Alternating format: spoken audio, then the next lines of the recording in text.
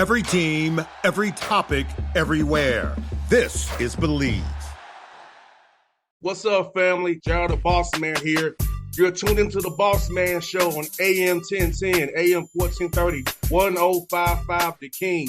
Check The King out at 105theking.com and the Bossman Show at bossmanshow.com. Hit me up on Instagram, The Bossman Show, Twitter at Bossman Show, and Facebook, Bossman Show. It's the Bossman on your radio. Listen to the Bossman Show with your host, JR, Saturdays at 9 a.m. right here on AM 1010, The King. What's up, good people? BetOnline is your number one source for all your betting needs. The latest odds, lines, and matchup reports for baseball, boxing, golf, and more. BetOnline continues to be the fastest and easiest way to place your wagers, including live betting and your favorite casino and card games available to play right from your phone. Head to the website or use your mobile device to sign up today and get in on the action. Remember to use your promo code BELIEVE, B-L-E-A-V, for your 50% welcome bonus on your first deposit. BetOnline, where the game starts. BS3 Network, changing the way you watch TV. Yes, BS3 Network, changing the way you watch TV, covering content and hot topics from A to Z, sports, music, society and culture, movie reviews, you name it, we have it. Check it out on bs3network.com or check us out on Roku, BS3 TV on Roku, as well as check out your favorite podcast on all podcast platforms or Spreaker.com/BS3 Network. You are now tuned to BS3 Network.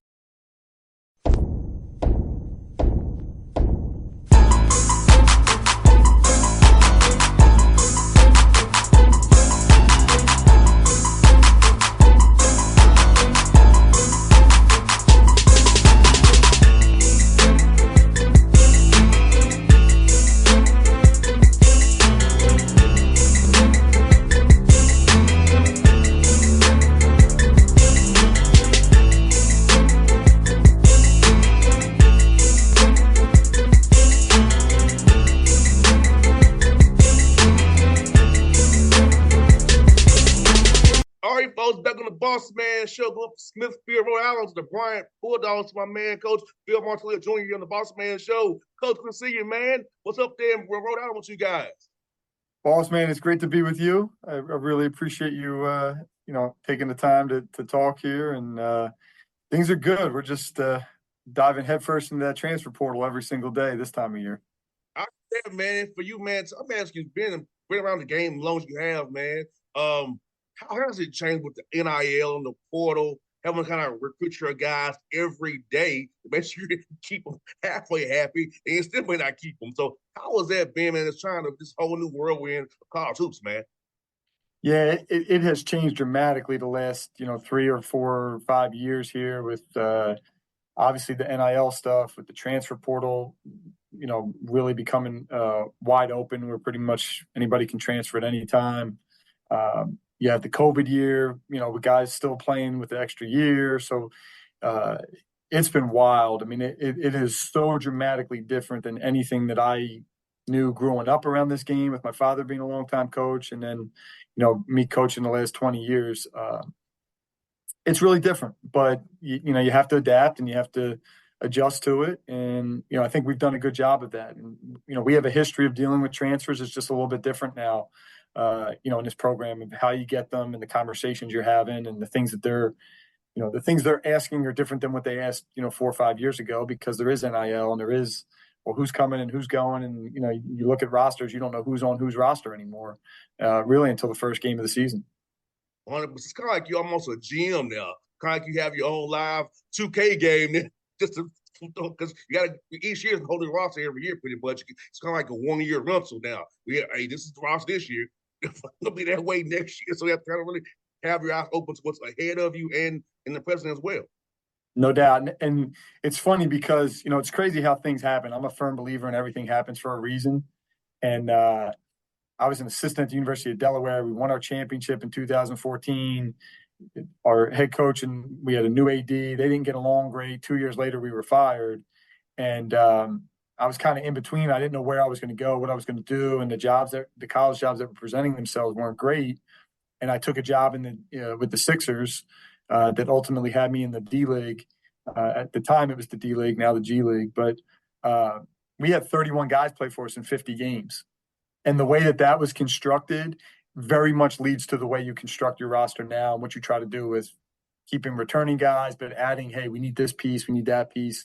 And what I keep saying is a lot of people go into the transfer portal. It's like the old, you remember you go to the arcade and there's the claw machine, right? You put your dollar in, the ball comes down and pulls something out.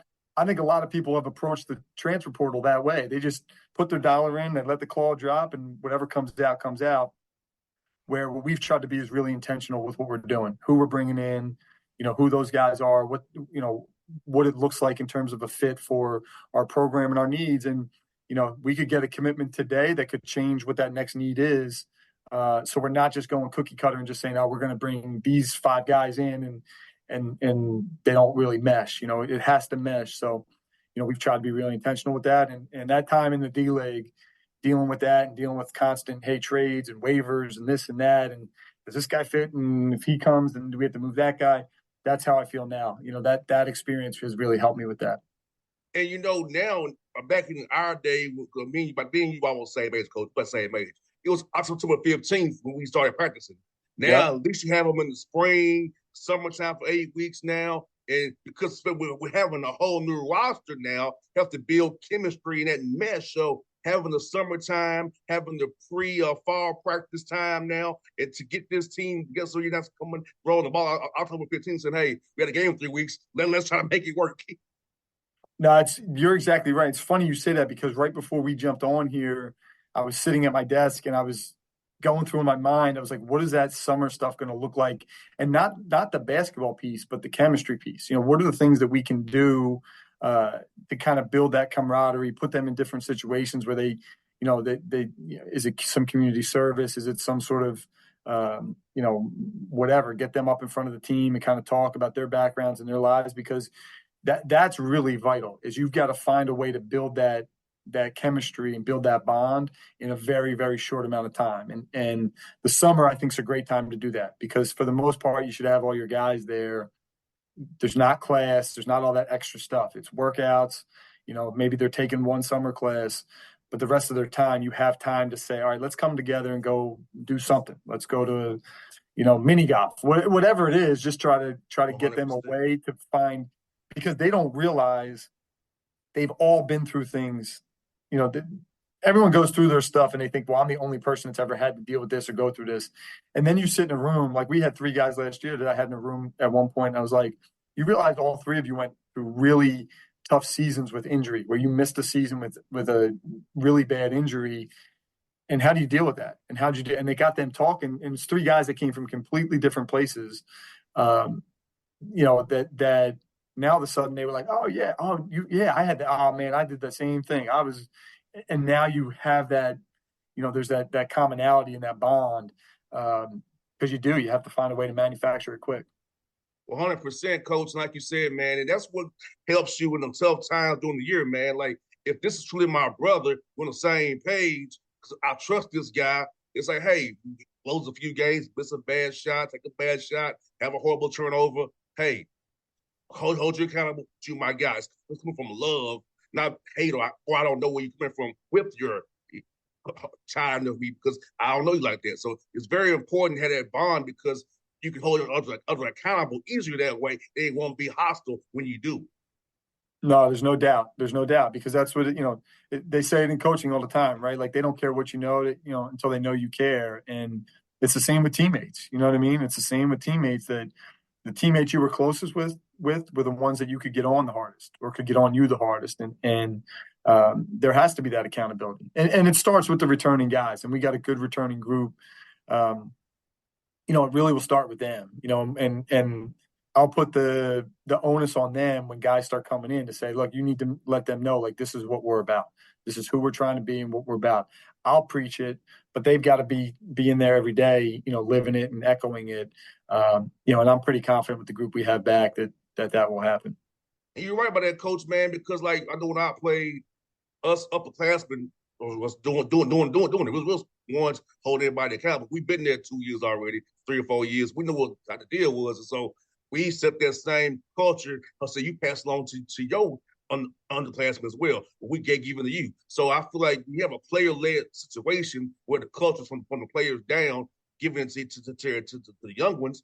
You will have something sustainable. Now, of course, in our day, it was sustainable, not the whole every year in the team, but that having the guys who've been there to say, hey, I've been through this before. I know what this is about. But know what the diner hall is, how to do financial aid, records. All that stuff matters when you've been there already to help the guys who come in and do.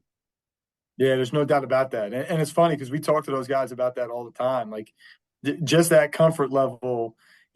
We've had a bunch of transfers take big jumps in 1 year, but the guys that have been with us for like 2 or 3 years, the jumps that they've taken, and I bring that same stuff up all the time. Like, just knowing where to go eat makes you feel more comfortable, helps you with keeps your mind clear, when you're on that court and when you're doing your work there. So that stuff is huge, and it does. You need those people that can kind of embrace those guys, those new guys, because they're coming into a new situation. They feel a certain way. They got certain, anxiousness with that, and certain, things that they're feeling, that you need somebody to put their arm around them and say, we got you. Here's where to go. Come with me. I'll show you where to go. I'll show you who to talk to. And, before you know it, you feel like you're at home, and that's what we want.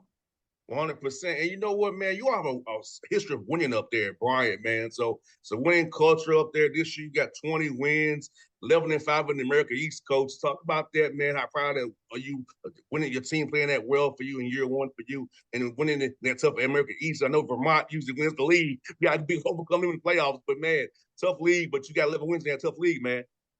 Yeah, no, this was a really 1 through 9 really competitive year in the league. And I'm proud. I am proud. I keep saying, though, like, we have unbelievable support, and everywhere I go, whether it's when I leave my office on campus or when I'm in the community, at my kids' events or different things like that, people constantly come up and say, man, that was a good year. It was a good year. And it was a good year. And I'm appreciative of that. But we have a hunger that we want to have great years, and we want it to be, I want a year from now to be back on with you and be talking about a great year. And that's what we're striving for every day. So very proud and appreciative of the work that everybody did. Our administration, from our athletic director, Bill Smith, and his staff, up to our president, Ross Cattell, and his staff, the board of trustees, all these people were so super supportive of us. Our staff did an incredible job. I couldn't ask for a better group of guys to work with every day. And then our players, ultimately, they're the ones that win the games. Coaches just get in the way of that.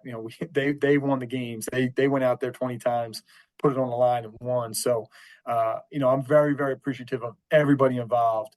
And I appreciate hey, good year. I appreciate that. I'm thankful for everybody for those well wishes and that support. But I want to be talking about something bigger and better things, going forward. And that's what we're striving for every day. 100%. And now, Coach Martelli, since you have the schedule now, how are you going to go about trying to schedule these games, non-conference, where I don't have to raise some money for the school? So how do you kind of balance challenging your team in the non-conference, but getting them ready with some confidence for the American East as well? Yeah. No, I mean, we had a really tough schedule this year, and highlighted with winning on the road at Florida Atlantic when they were number 10 in the country. And I think we're the only team to beat them there in whatever 2 or 3 years. So, that was certainly a highlight of the season. But, we always play a tough schedule. This past year it was Rutgers, it was Florida Atlantic, it was Ole Miss, it was Cincinnati, Xavier, Howard, came to us and went to the NCAA tournament. Towson was very good. Drexel was near the top of the Colonial or Coastal Athletic Association now. So, yeah, we play a tough schedule. To be honest with you, it's been hard for us to get games regionally. When we first got here and we weren't good, everybody wanted to play Bryan. And I guess it is a little bit of a compliment, but, it can be frustrating at times that, we're trying to get local, some of the local teams to play and they won't play, but I do get that too. And so, yeah, well, I mean, we'll play, we'll go pretty much anywhere. There's a couple schools down in Atlanta I'd love to play and get down there and see you in person, see you on the sidelines. So we'll go, especially places like that we can get direct out of Providence or out of Boston, and get down there. But we're putting it together. We still have, still waiting on some contracts and things, but, we'll have a similar schedule. We're going to play, really good high major teams. We're going to play really good mid-major teams. And I do believe that gets you ready. If we hadn't played that schedule we played this year, I don't know if we win 11 games. I don't know if we go into the environments we go into in league play and win or on those tough, 2 games in 3 days, if we'd be ready for that. So we try to schedule with an intent of being ready for those games. Well, Coach, Pitt is my guy. It's Kennesaw Jones and I went to high school together, and Damon's a buddy, so I can definitely help you out with those guys, Coach. Wow, how about that? Yeah, it's funny seeing Amir, Jonas, and Jarvis, who I went to school with. Coach, it's unbelievable, isn't it? No, it's unbelievable. And those guys have done a hell of a job. Each of them has done. They really have done a great job. So there's something. You guys found some secret to success. We should all be studying whatever was going on down there. I was like, look here, you all can coach. At least when I have a radio show, I have longevity. I work by getting fired. I'm not gonna fire myself. I like that.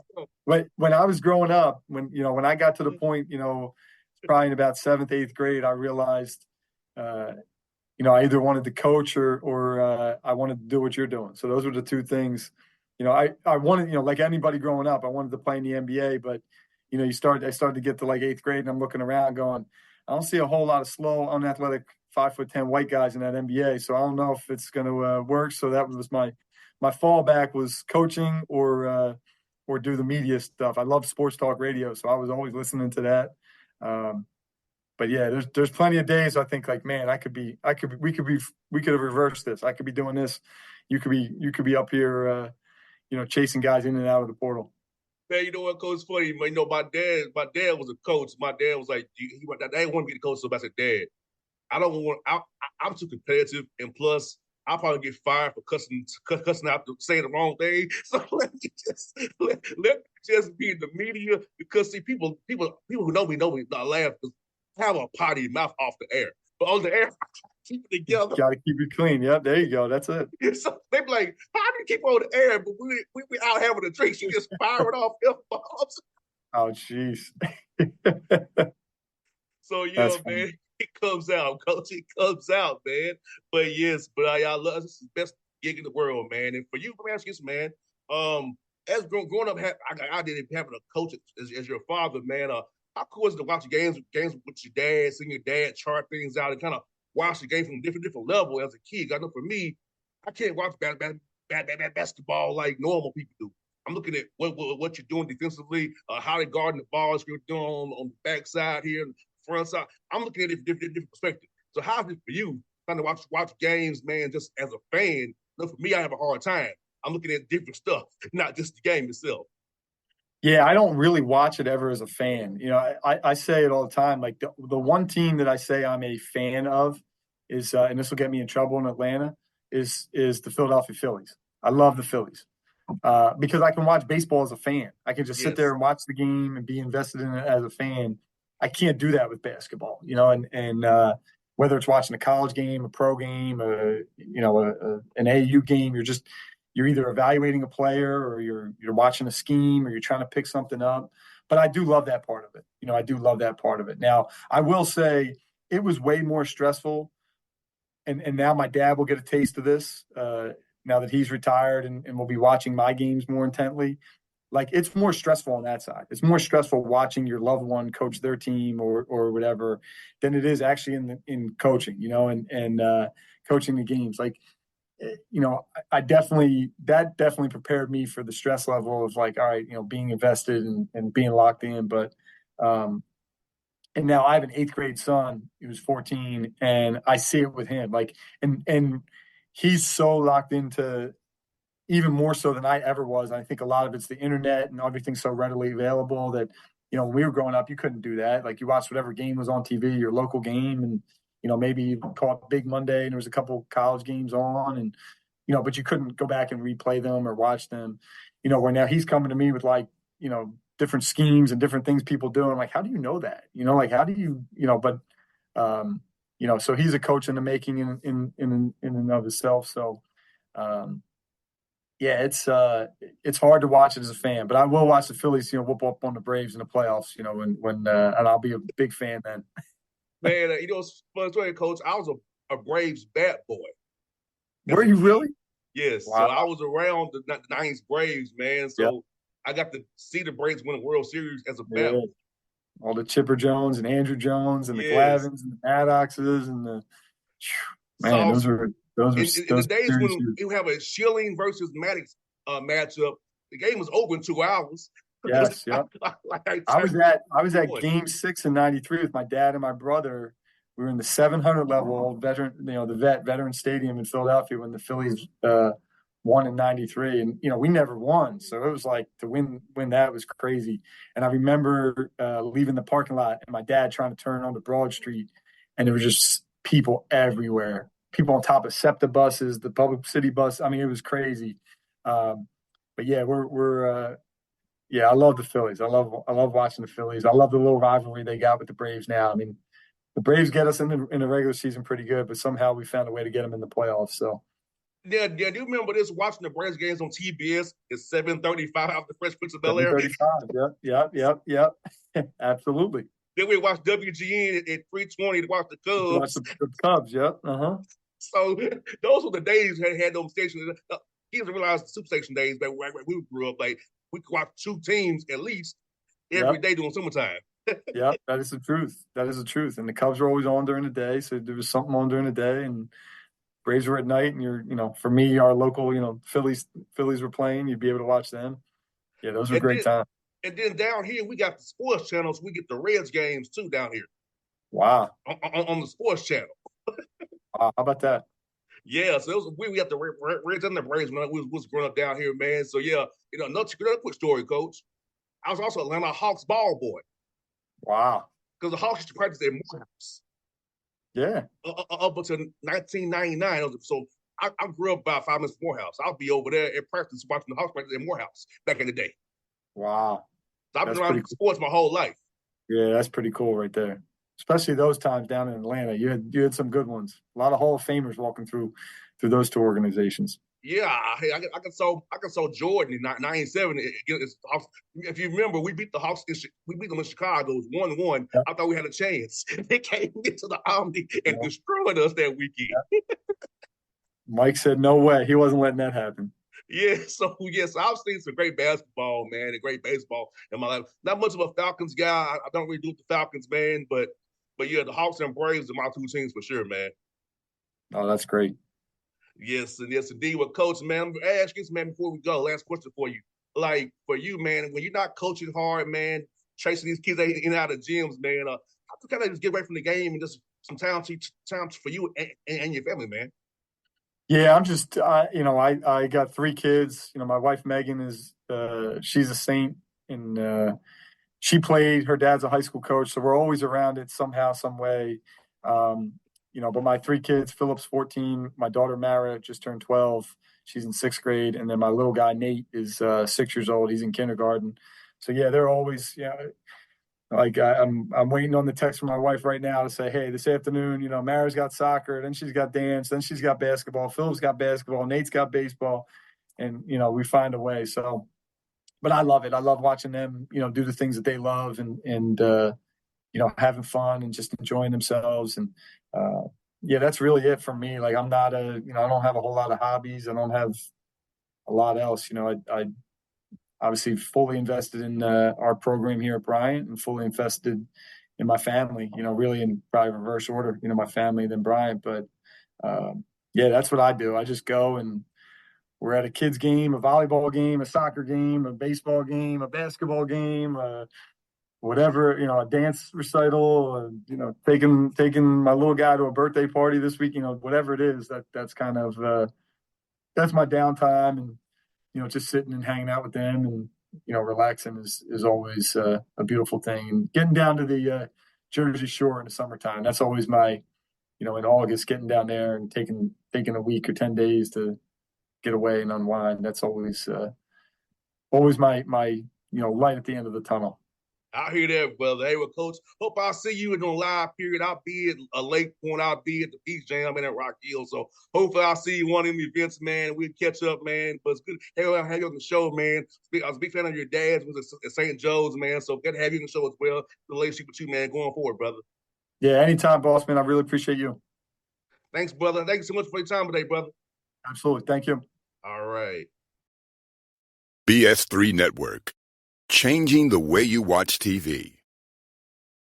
Yes, BS3 Network, changing the way you watch TV, covering content and hot topics from A to Z, sports, music, society and culture, movie reviews, you name it, we have it.